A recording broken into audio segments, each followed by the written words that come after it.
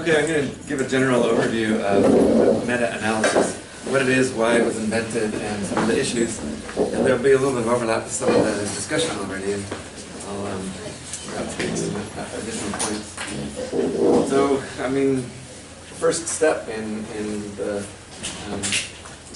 idea of conducting a meta-analysis is the idea that studies on a topic are often repeated. As you say, they're not always repeated in the same way, and they may have different goals or additional goals, but nevertheless, there are many questions that are investigated over and over again in our field and in other fields. You know, one of the first reviews that I read, quantitative reviews, was by Schluter, who found, to everyone's surprise, that there had been 164 published field experiments on interspecific competition. And he pointed this out at a time when the topic of the importance of interspecific competition was really heated. And here are some other examples of studies where people had sort of gone to the literature and tried to look at, well, just how many studies have there been done on, coral cover in sites across the Caribbean or protected reserves and so on. So it's kind of often a surprise, especially if you're just starting to work in an area. So you realize that there have been a lot of studies on particular questions before. And consequently, in order to summarize the field, some method needs to be in place to allow us to summarize. And before meta-analysis, there were sort of other ways of doing things, and they were based on sort of reviews by experts. And there's a classic study, maybe you've heard of Benjamin Spock, but in sort of the generation before mine, people bought this book winging it for the first time, having a baby. Oh damn, we're having a baby. Now what do we do? How do you actually raise this thing? And so books, this book by Benjamin Spock was a best seller, and you could read. You could get advice on all kinds of questions, like does baby sleep on his stomach or does he sleep on his back? And put it in a cage and make it scream.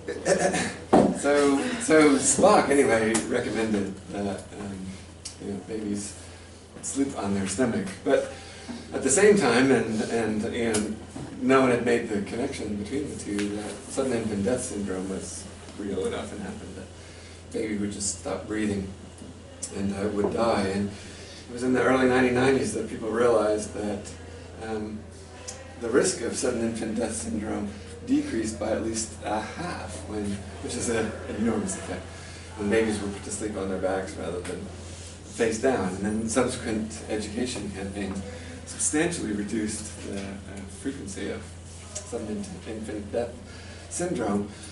And this is sometimes used as an example of the need for a quantitative survey, because actually the data were available long before to actually make that conclusion. So it was rather late that people came to realize that such studies had been done, that someone actually put all of the data together.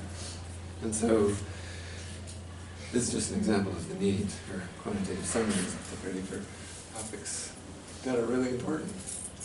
And the way things were usually done was by what we can just call a review article. So if you read old review articles, you realize that some expert in the field assembles the published studies and doesn't necessarily quantify them, but somehow comes to a conclusion by reading them all and tells you what that conclusion is. And those reviews can be incredibly useful. Like Schluter's review was a really important one in my graduate student days, because Schluter is such a brilliant guy that he was able not just to review the field, but also point to where things point to the future and think about where we were and where we needed to go. But the trouble with a review that lacks a quantitative method is kind of twofold. One is the possibility of bias, and there's spectacular examples of this. One is Linus Pauling's book on how to live longer and feel better. So Linus Pauling's no slouch. As far as I know, is the only person to be awarded 2 unshared Nobel Prizes for his work. And in this he's been on this, or was on this sort of idea that large doses of vitamin C would reduce the risk of contracting the common cold, and he published this idea, and he published a review of the field in this book of his, and but he only published studies that supported the idea. He didn't publish or mention the studies that contradicted the idea, even though some were available at the time. How many of you take vitamin C once you realize you have a cold? People are admitting this.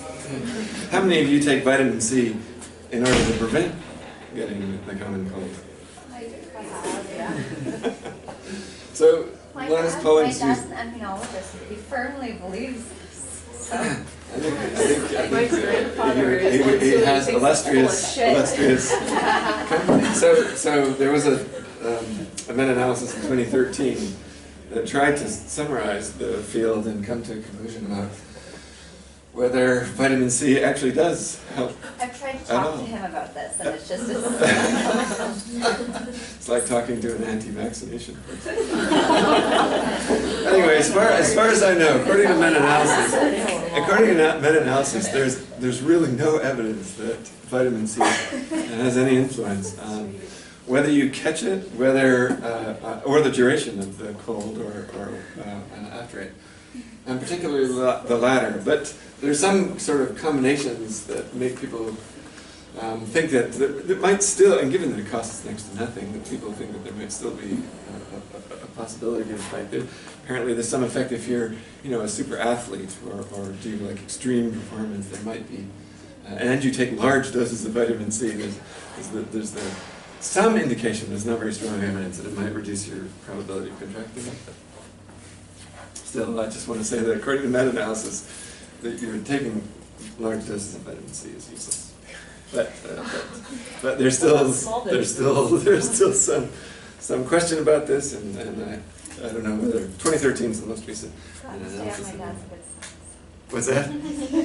I'd rather stay on my dad's good side, so I'll continue to have vitamin C. The other thing about a qualitative review is that we don't, of course, know how big the effect is. It's one thing to say that vitamin C has an effect, but what is its effect size? 1%? 10%? It matters. So the first step in sort of quantifying things is what was called vote counting, and that's what Shaner's article was. He really just created a tally of how many studies supported and how many did not. And the surprise was that most studies supported. In my mind, this just meant, most people won't go to the step of carrying out a costly and time-consuming experiment unless they have some pretty good evidence beforehand that they're doing it. So it established that when people think there's competition and then go so far as to carry out an experiment, they usually find it. But the vote counting has its limits. Okay, by counting only the statistically significant studies, it ignores all the quantitative information about magnitudes of effects. It's also conservative. Votes are affected by the power of individual studies, and they aren't necessarily high. Significance doesn't indicate whether two or more studies obtain the same outcome or a different outcome.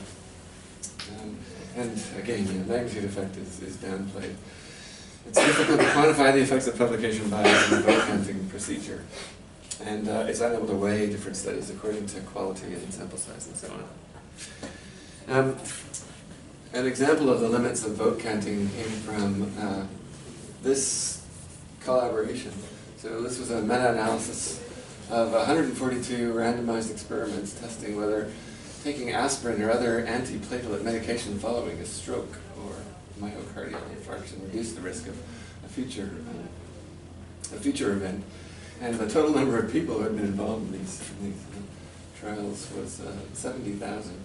And they did the vote count was that only 19 of 142 studies showed a statistically significant effect, which is not much better than you would expect by chance.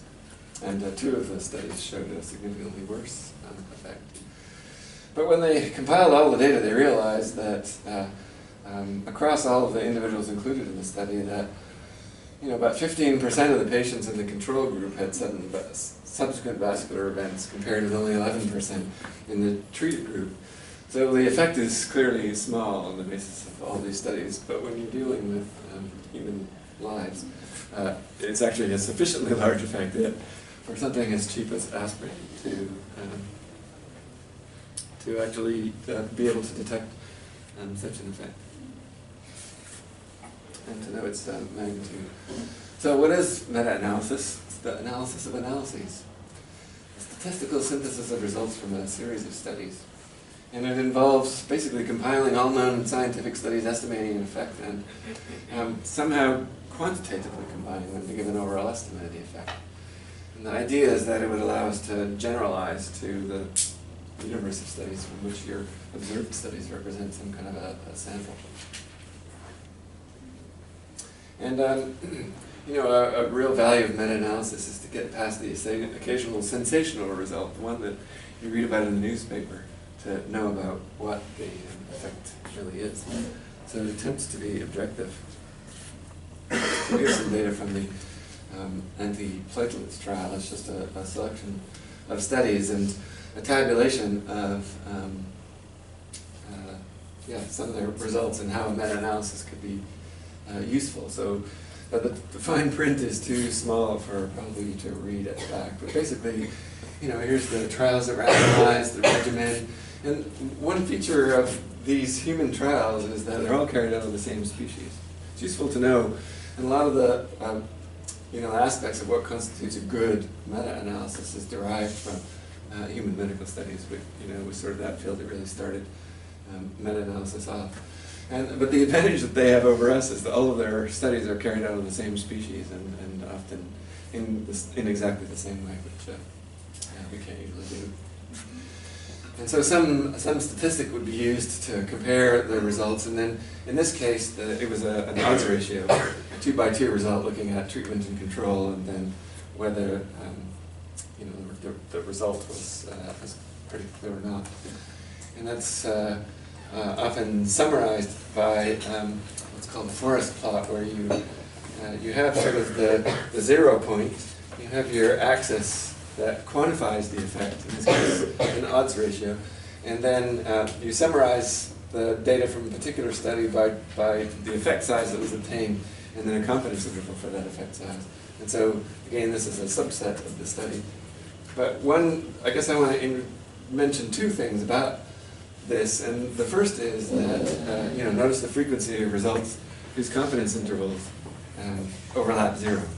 So frequently results, frequently it's found in meta-analyses that individual studies don't have that much power to detect what effect size is ultimately shown to be the characteristic or mean effect size.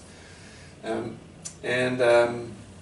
the other is to point out that there are no p-values in this analysis. Nobody uses your p-values in a meta-analysis. When it comes time to summarizing the results of the literature, the p-values are forgotten. They play no role whatsoever in meta-analyses and in determining the overall level of evidence for a particular effect.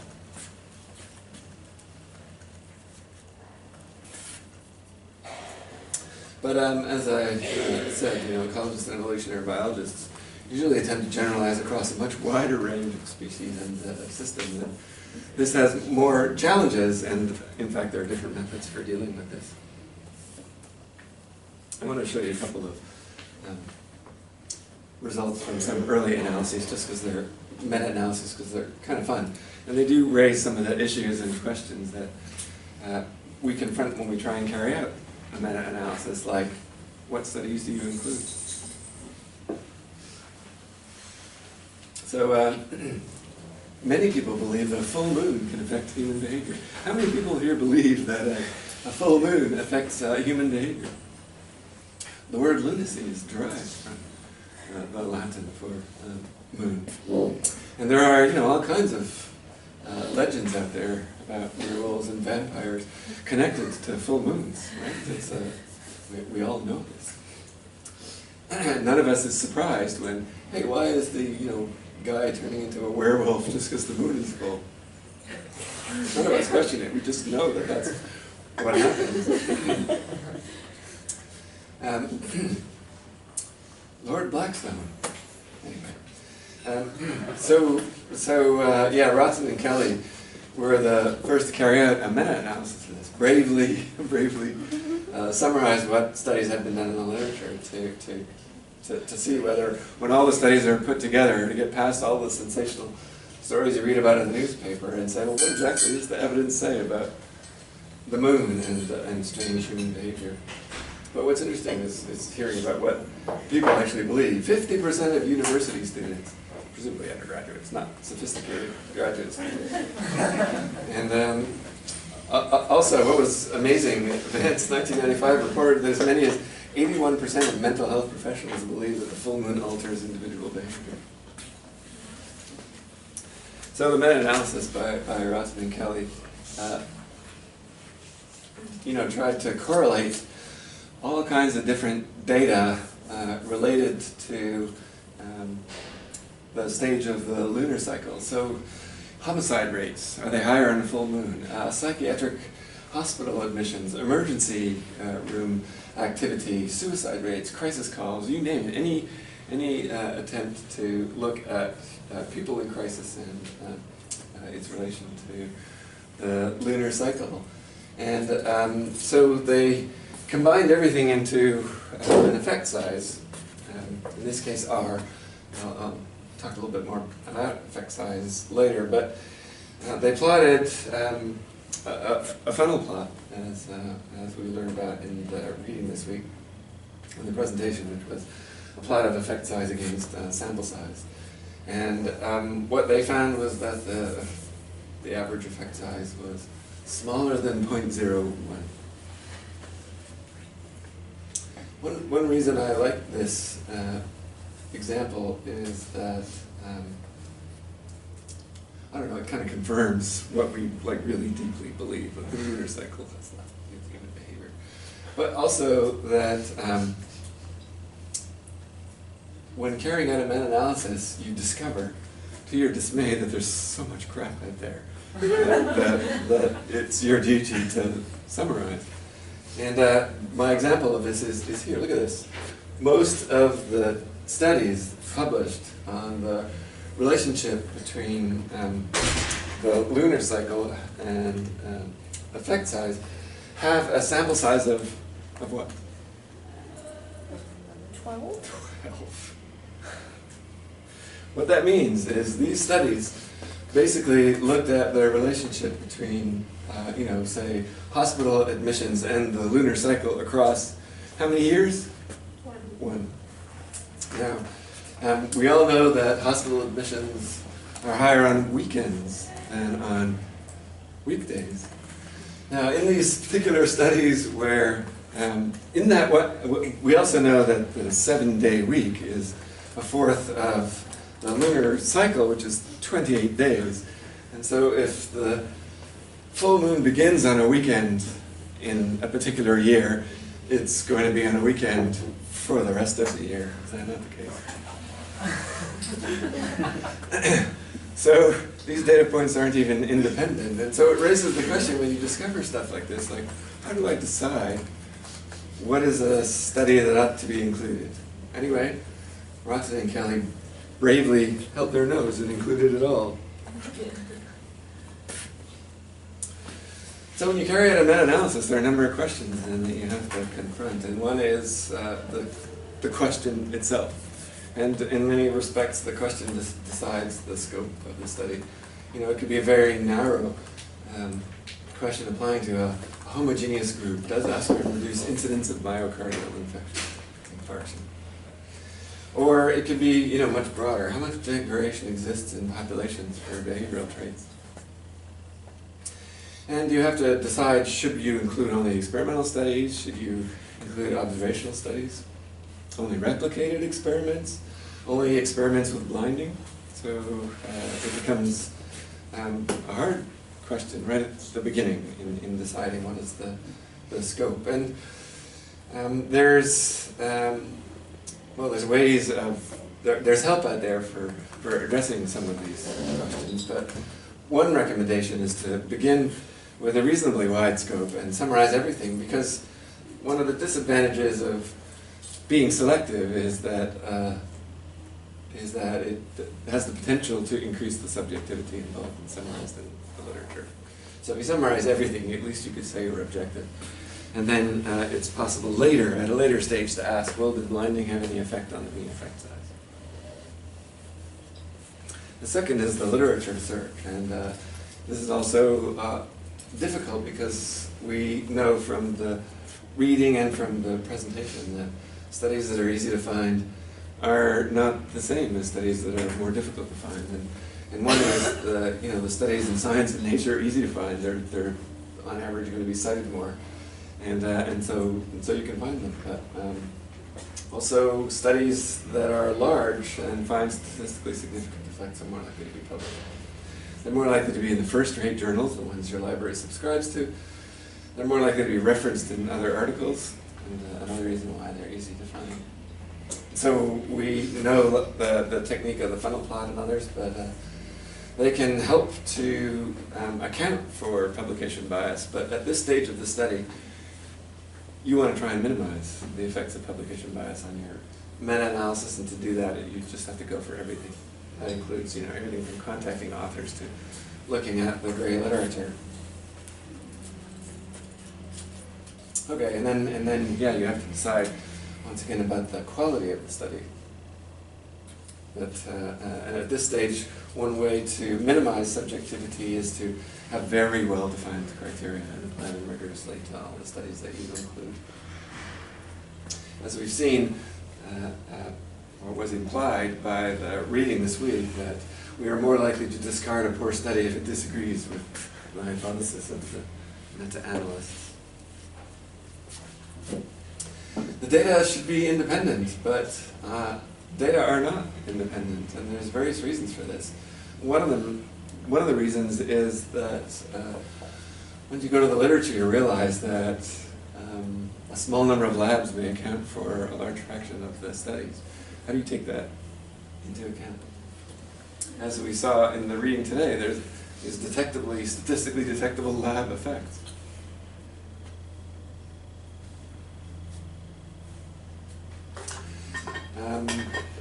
For our case, where we're typically combining studies on different species, then there's the question of, well, in a comprehensive study that measures things on multiple species, comparing that with other studies where there's just a study carried out in a single species, how do you combine the quantitative results from those two studies? Does this contribute n data points, n being the number of species this trait was measured on, or does it count as one data point in your analysis?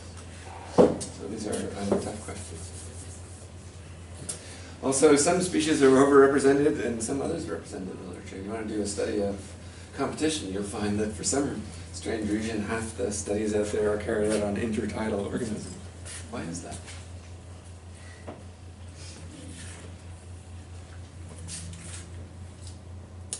Here's another study as an example in addressing some of these questions, and where in this case the meta-analysts decided to go broad and include basically any kind of data that was out there to address the question: is there a relationship between testosterone and aggression? So my analysis of it is going to be very simplified. I'm reading Robert Sapolsky's new book on why human behavior at its best and its worst. I can't remember exactly the title. And in there he talks a little bit about testosterone and aggression. It's a much more subtle, what the studies say nowadays is much more subtle compared to a sort of causal arrow between testosterone and aggression. But anyway, let's just see for the purposes of this study what the association is between testosterone and aggression and what the meta-analysts did for this particular study. Here's the kinds of studies they encountered in the literature that they decided to include. So levels of testosterone in prisoners convicted of violent crimes compared to those of prisoners convicted of property crime. So even though this particular study is all carried out on the same species, it's just a wild array of studies that have investigated the association between testosterone and aggression. Levels of testosterone in university students compared with their answers to questionnaires that asked them for levels of agreement to statements like, if somebody hits me, I hit back. Levels of aggression in Kung San, these are Kalahari inhabitants, as determined by counting their scars and sometimes still open wounds in the head region. I like this one. Drunken Finnish spouse abusers compared to drunken Finns drinking quietly in a bar. At least they control the drinking part. And Finns have a reputation for, well, I will go further. I have no idea whether it's true or false. It is. Members of rambunctious fraternities compared to responsible fraternities. And in the summary of what these fraternities actually looked like, one of them described, like one of the stairwells was hanging basically from a single nail in one of the rambunctious fraternities. Whereas in the responsible fraternities, they mostly worked on their computers. So this is the funnel plot of studies showing, comparing human aggression to levels of testosterone. And we have some idea now of how to interpret a funnel plot. But the results, even though they're on the same species, are highly heterogeneous. And overall, there was a positive effect size in this case. And as you can see, there's a huge hole in this region here. So there's a lot of studies seemingly missing that are relatively small sample size and weak results. So the third decision that one makes in carrying out a meta-analysis is coming up with an effect size, a way of summarizing all this heterogeneous data. Some of the data are 2x2 tables, some of the data are correlation data or regression data. How do you combine these studies and put them on a common scale? So in the previous study they used R, and there are books on meta-analysis that tell you basically how to convert other kinds of measures of association to a common scale, the correlation coefficient, even, for example, in the case of 2x2 data. But one reason why the correlation coefficient, although we commonly use it to measure association, it depends on how the range of the x variable, the strength of the correlation that you see between any two variables when x, say, causes y, depends on the range of x values that you include in your study. So two studies might have the same slope describing the relationship between y and x, but very different correlations because they did not use the same range of x values. So, just merely the effect size stage, the effect size decision can have an effect on how heterogeneous your results are, your quantities are. Odds ratio is used a lot in human studies, and it works in that case because it's the same species and often the same treatment. Often the clinical trials are designed in the same ways. The only difference is the population that may be applied to. A couple of others that are used are the response ratio, which is basically the mean in the experimentals over the mean in the controls, or the response variable.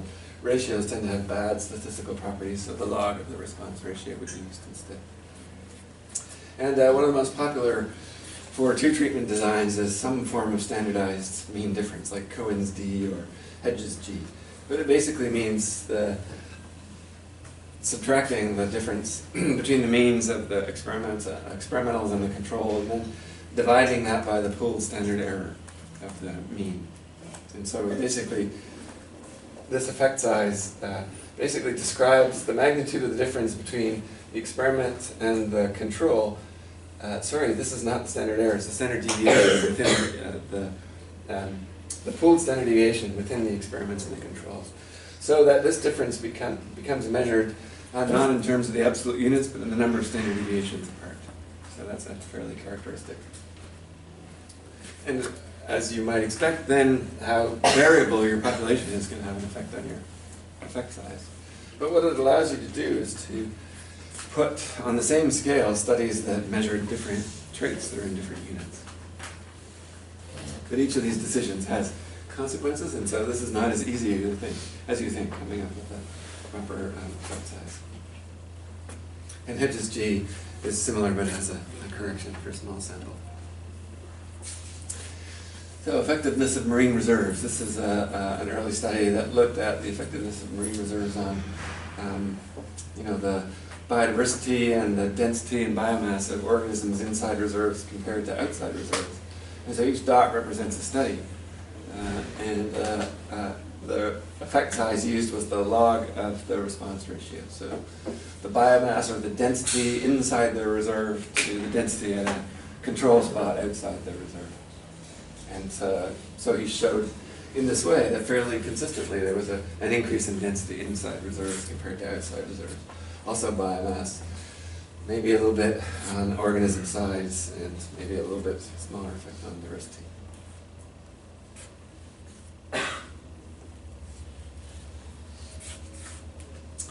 Okay, then once you have done your meta-analysis, you've made all of these decisions, you've got your effect size, you've gone to the literature, you've compiled all of your studies. Now the question is what do you do with all those quantities that you've compared? So that's what I mean by statistical inference on the average effect size. And there's two statistical models for meta-analysis. And there's the first one that I'm going to talk about is the fixed effects model. And it is the model most commonly used in medical studies. And the fixed effects model assumes that all of the studies that you're summarizing have exactly the same mean. So every study that you're analyzing is estimating the same quantity, the effect size in the human population. And the only difference that is underlying differences between the effect sizes actually observed in these studies is sampling error. And what that means is that if every study was infinitely large, had an enormous sample size, every study would yield an identical result. And that there's no heterogeneity among the studies. So as you might imagine, there are ways to measure heterogeneity and determine whether it's greater than you would expect by chance. And based on the couple of examples that I've already shown you on lunacy and on testosterone and aggression, even when it's the same species, the data are so heterogeneous that it's unlikely that the effect size, the true effect size, is actually the same for these different kinds of comparisons. And so fixed effects models may not be justified even in human studies unless the collection of studies is very highly homogeneous. But for our point of view, this particularly in our field, it's almost never the case that the effect size that each study is estimating is actually the same. So what do you do in that case? Well, mixed effects models is what we would use in our field. They're referred to in the literature as random effects models or mixed effects models.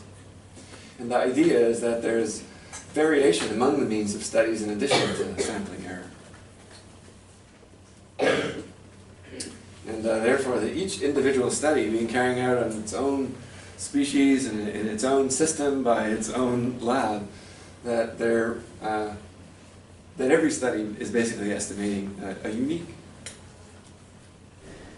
effect size. Is attempting to estimate a unique true effect size.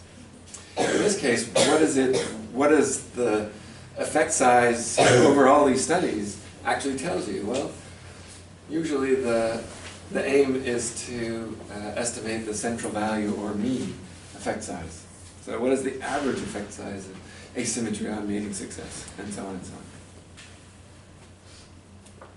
on. But also, one of the effects, or one of the reasons why we do a meta-analysis in our field is not just to get the mean value, but to actually look at variables that are associated with variation in the magnitudes of effect sizes. So there's the fixed effects model and the random effects model, and they're analogous to the fixed effects analysis or linear models and random effects linear models that we are already familiar with. Okay, so in the fixed effects model, basically the effect size of each study Y, of study I, is the true effect size plus some error associated purely with sampling error. Whereas in the random effects model, the effect size of a particular study is the result of some overall mean for all of the studies, and then an effect of the particular study system and lab and population and an error. Okay, so this extra value here, it differs from the fixed effects model. It's the deviation between the true or average effect size and the effect size that an individual study is attempting to estimate in its own study system. The difference is that in the second case, studies are weighed, particularly the sample size or standard error is weighed when attempting to estimate the mean effect over all studies. So it is my observation that frequently in our field, people will carry out a meta-analysis using LME, linear mixed effects models, or LME4.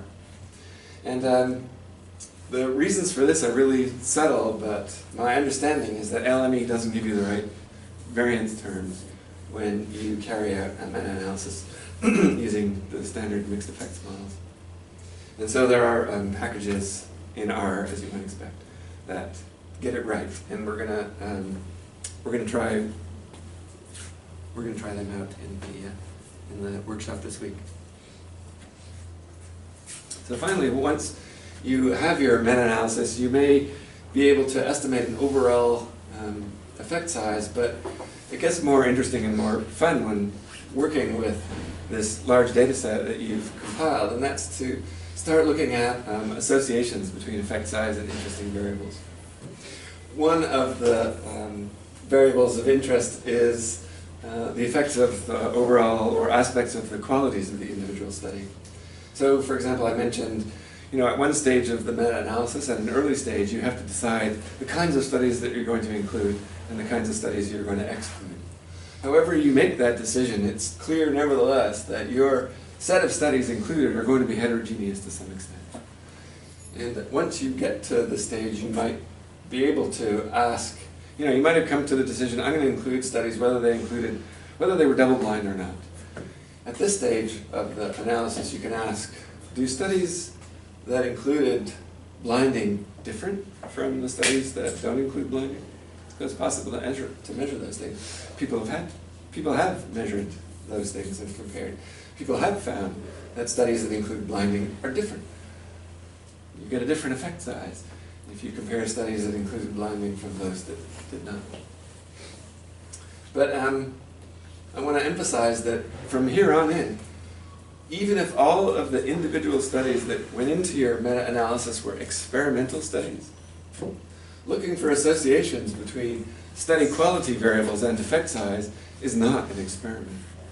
It is an observational study. And there may be many reasons why you might detect an association between blinding and effect size. This might be because failure to include blinding has led to a bias in these experimental studies. But the other possibility is that there's a confounding variable, and that might not be immediately clear. Or it might be that those studies that include blinding are also deficient in other aspects. Generally, there are good experiments and there are poor experiments, and they may differ by more than one quality characteristic. Okay, so I emphasize that by saying, from here on in, you're just doing an observational study, and so it's difficult to prove that the association between something like blinding or even sample size is causal.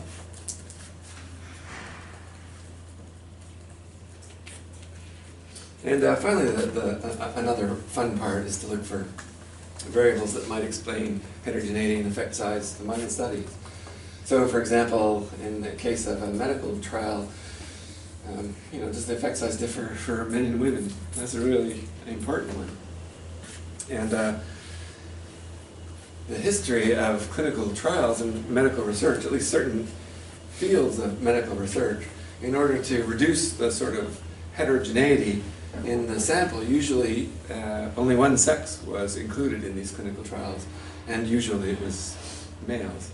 And the results of those trials would nevertheless be applied to both men and women. And I believe it's now law, or there's some strong push to make sure that clinical trials now must include both sexes. Not long after Tom Shainer's review, Jessica Gurevich carried out a similar review on competition in field experiments, a meta-analysis.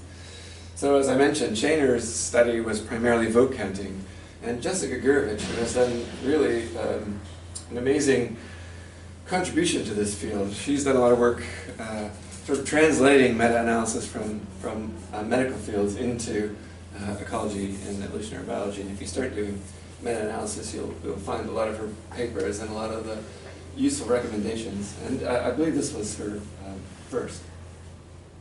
Anyway, so again, she looked at competition. And she looked at only studies published in the 80s, so it wasn't exactly the same set of studies that Tom Shainer included, but this time she tried to use formal, analytic, quantitative, meta-analytic methods. And as a consequence, she was able to start looking for associations between study quality and the effect size. So the effect size here would be the measurement of the strength of interspecific competition, and she used something like Cohen's d. So this is the difference between the experimental and the control divided by the standard deviation among the replicates. And so she found that when you looked at studies that the people who compiled these studies classified them as, this was a study that had a good study design, and they had explicit criteria, and this is a study that had flaws. When they compared them, the average effect size turned out to be the same between those two. The variability in effect size was greater in the case of... sorry, that's a confidence interval. It's not actually telling you how much variability there is in the effect size. It's just telling you the precision of the estimate of mean effect size. In this case, it's not. There's not evidence for a difference. One thing that study identified is that if you carried out an experiment using cages, you generally found a larger effect size than if you carried out an experimental study that did not use cages or enclosures. And in this case, the difference in effect size was huge. So here's a case where features of the study design, which aren't necessarily bad or good, not necessarily study quality, but the particular way in which the experiment was conducted. And she was able to go like caged mollusks and uncaged mollusks because, as I said, a high fraction of experiments in interspecific competition are carried out on interdictyl organisms.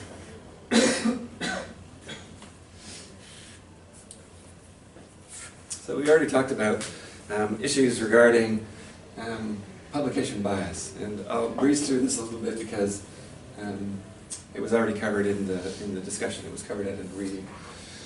And anyway, the publication bias or the file door problem is the bias in estimating effect size that caused by publication bias.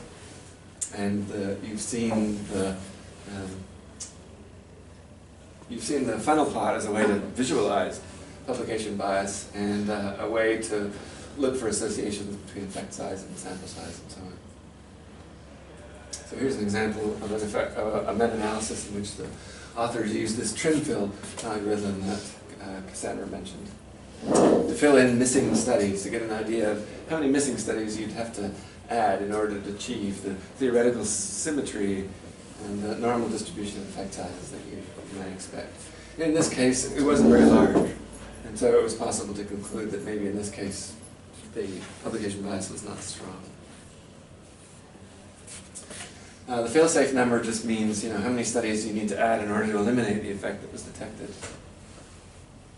Here was an analysis of a 2011 meta-analysis that looked at the effects of invasive species. And the first part of this analysis, so this is like a forest plot as before. This first summary is the effect size of invasive species on plant production. So apparently what I learned from this meta-analysis is that in general, plant productivity goes up when there are invasive species around. But that's invasive species plus native species. And when you start looking at the effects on native species, the effects are almost universally negative. And then they carried out this fail-safe number method to show that in order to change the overall results from their invasive plant meta-analysis, they would need to find 37,689 unpublished studies. And here's where you go, well, that's not likely, so therefore my effect size is probably real or not. It would be possible that even if we included all the unpublished studies that they would eliminate the effect size. But it's an argument from plausibility, not a demonstration. So you'll be carrying out your MSc work and your PhD work, and hopefully you will publish your work. And I suppose one distressing thing is that maybe for a while people will cite your work, and then they'll start citing the meta-analysis that summarizes not just your work, but everybody else's as well. And when the meta-analysis happens, you want your study to be included in this meta-analysis. And so the question is, how do you make sure, when you publish your work, that your paper has all of the information required to be included in a meta-analysis? And the main thing that you have to remember is that you should always present magnitude. So that's something that's come up in discussion a lot of the readings that we've been doing as well, is give the magnitudes of effects, and also give measurements of their uncertainties. As I said, the p-value by itself is immaterial. Nobody even looks at it. And not just effect sizes and standard errors of effects, but give the means and standard deviations. Now, nowadays, many of the journals that are out there have policies on data accessibility. And some of the journals, like Evolution, Ecology, American Naturalist, most of the sort of standard trade journals in ecology and evolution have policies where your paper can't be published. It won't appear until you've provided evidence that you've deposited your data. It may be blanked out. It may not be accessible until after publication, but it's required. And you know who you can thank for this policy is Mike Whitlock. So he was really an important force in the changing of minds at many of the journals that we publish in. But not all the journals require it. Current Biology doesn't require that you deposit the data. Most journals say that you have to make your data available to anyone who asks. So I think that that's the policy at Nature. And my experience with this is that, Mike Whitlock and I have an undergraduate textbook, and a feature of the book is that all the data sets are real, all the studies are real. And so we spend a lot of time getting data from people. And my success rate at, paper will just come out in PNAS and I'll go, that's really interesting. I could, maybe make an example or a problem out of that for, one of the book chapters, so I'll send them an email. Half the time I never hear anything back. So this data accessibility is not enforced, obviously. And it's also been shown. So Tim Vines and a group of graduate students here formed a working group on data accessibility, and they did some innovative studies to look at what is the half-life of data accessibility when it's not deposited in an archive where you have to go to the author for the data. And it's amazing when you see this, especially the quotes from the authors as to why they can't find their data anymore. It was on a floppy disk. You're going, what? Yeah, basically, I can't remember the exact number, but it was something like 20 years. By the time 20 years has elapsed, half the data sets are lost forever. And 20 years sounds like a long time now, but by the time you're standing here, not. But publishing the raw data is still the best. And I would encourage you. It doesn't cost very much, even if you publish in a journal that doesn't require it. Send it to Dryad anyway. Your supervisor pays for it. Consider a meta-analysis for your first thesis chapter. So especially if you're doing a PhD. one of the jobs that you have is, of course, to summarize the literature in order to ask important questions like, well, what is the question? How many people have already addressed it? What did they find? Where does that leave me? What's the next stage? So, one way you can approach that is just read the literature and come to a conclusion, like an expert, to form an expert opinion. But the other thing you could do is actually, while you're going through and reading all these papers, actually keep a spreadsheet that records the important quantities, and to do a very thorough review. It's a lot more work, but the benefits of a quantitative review can be really good. It'll also give you a lot of ideas about the question, and ideas, of course, is a good thing. Best practices for meta-analysis. So in 2009, this paper came out in PLOS Medicine, and actually it was published simultaneously in a variety of venues. And it's called the PRISMA statement.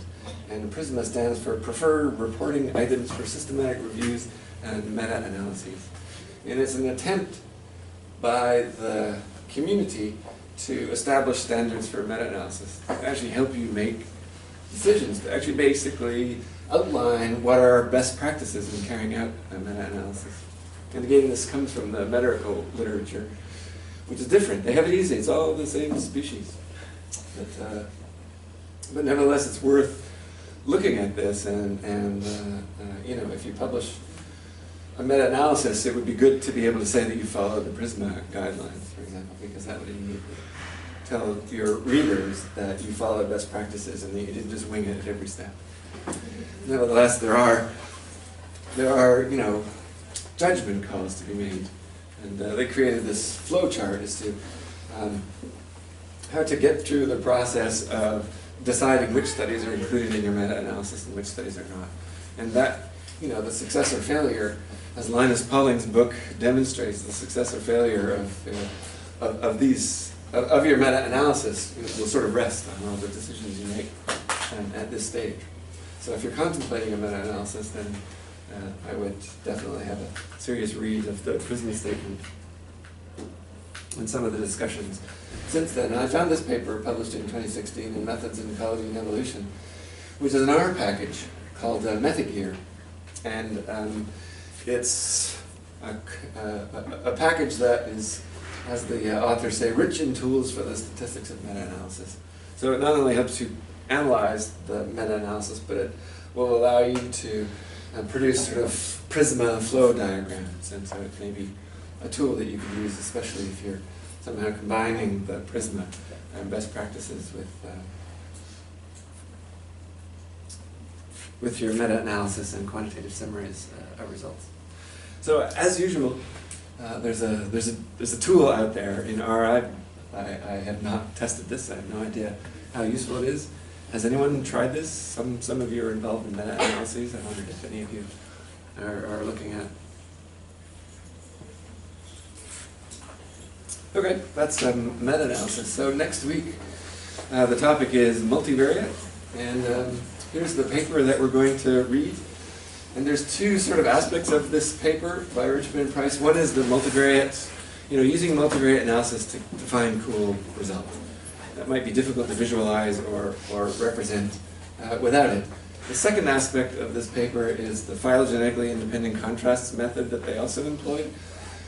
If you're interested, read that. That's a topic that will be discussed in the last week of this course.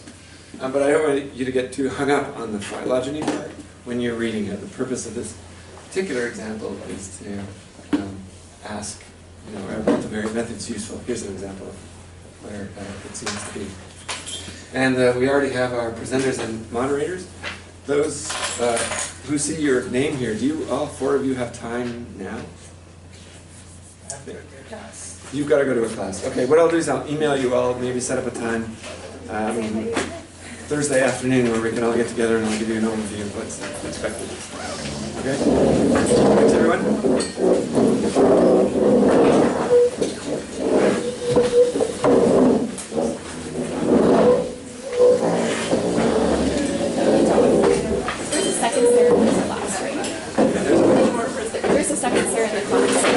That's all.